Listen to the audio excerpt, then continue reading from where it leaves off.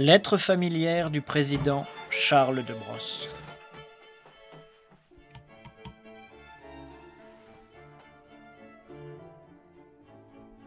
Mon cher Blanc-Sey,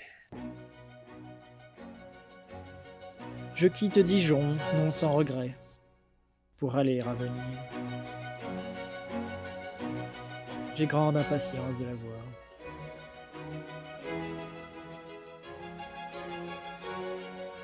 À vous dire vrai, l'abord de cette ville ne me surprit pas autant que je m'y attendais. Cela ne me fit pas un autre effet que la vue d'une place située au bord de la mer. Mais quand on y est, qu'on voit sortir de l'eau de tous côtés,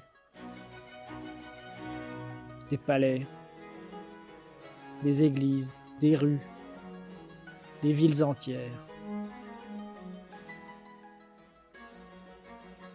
c'est une chose à mon gré si surprenante que je n'hésite pas à la regarder comme la première ville du monde.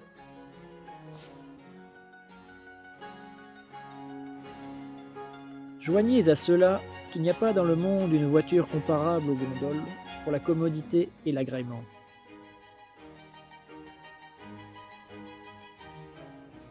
C'est un bâtiment long et étroit comme un poisson, à peu près un requin. On y est là comme dans sa chambre, à lire, à écrire, à boire et à manger, à caresser sa maîtresse. Cependant, ne vous avisez pas de tenir la tête hors de votre gondole. Une autre gondole qui passerait, vous la couperez nette comme un navet.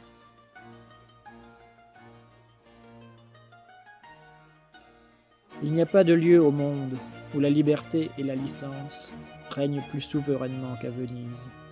J'ajouterais que les femmes sont plus belles ici qu'en aucun autre endroit.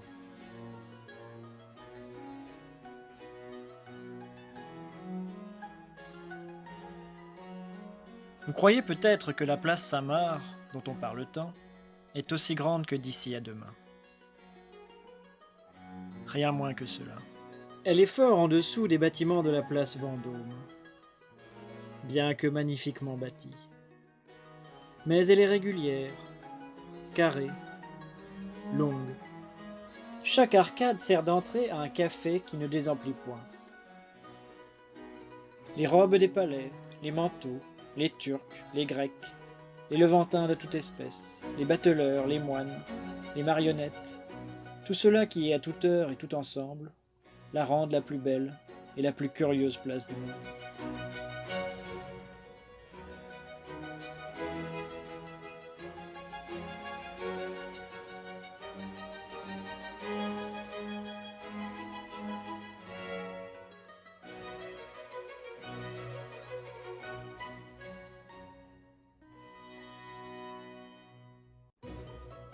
Vous vous êtes sans doute figuré que la basilique Saint-Marc était un lieu admirable.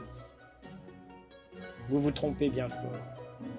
C'est une église à la grecque, basse, impénétrable à la lumière, d'un goût misérable. Elle est couverte de 7 dômes, revêtus en dedans de mosaïques à fond d'or, qui les font ressembler bien mieux à des chaudières qu'à des coupoles. Je monte ensuite à la grande tour qui est près de là. De là-haut, on découvre à son aise toute l'étendue de Venise. Je vis même des yeux de la foi, l'Épire, la Macédoine, Constantinople, la sultane favorite et le grand Turc qui prenait des libertés avec elle.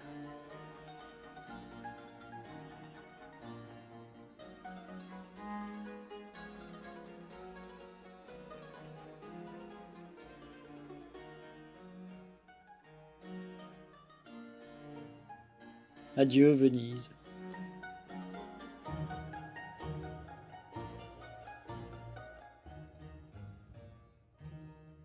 C'est demain qu'il me faudra quitter mes douces gondoles. J'y suis actuellement en robe de chambre et en pantoufles, à vous écrire, au beau milieu de la grande rue. bercé d'une musique céleste.